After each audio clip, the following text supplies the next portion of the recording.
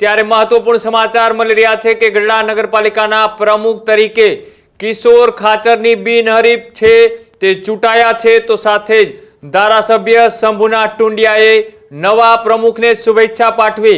હિતેશ પટેલે માત્ર 5 મહિનામાં જ પ્રમુખ પદેથી રાજીનામું આપ્યું હતું। પ્રાંત અધિકારી આરતી ગોસ્વામીની ઉપસ્થિતિમાં ચૂંટણી યોજાઈ તો સામે કોંગ્રેસે પ્રમુખ પદ માટે કોઈ દાવેદારી નહીં નોંધાવતા કિશોર ખાચર કે જેઓ બિનહરીફ જાહેર કરવામાં આવ્યા છે।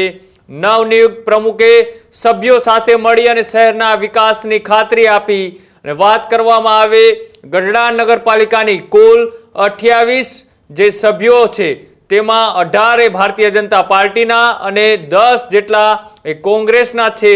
આમ મળી અને નવા પ્રમુખના આગમનથી હવે ગઢડામાં વિકાસની આશા કઈ રીતના આગળ વધે છે, ગઢડામાં કેવો વિકાસ થાય છે જોવાનું રહેશે। પણ અચાનક હિતેશ પટેલના માત્ર 5 મહિનાના કાર્યકાળ બાદ તેઓએ રાજીનામું આપ્યું ત્યારથી જે આ પદ છે એ ખાલી પડેલું હતું અને પ્રાંત અધિકારી આરતી ગોસ્વામી દ્વારા સભ્યોની ચૂંટણી કરવામાં આવી। તેમાં સામે કોંગ્રેસ પક્ષેથી કોઈ દાવેદારી ન નોંધાવતા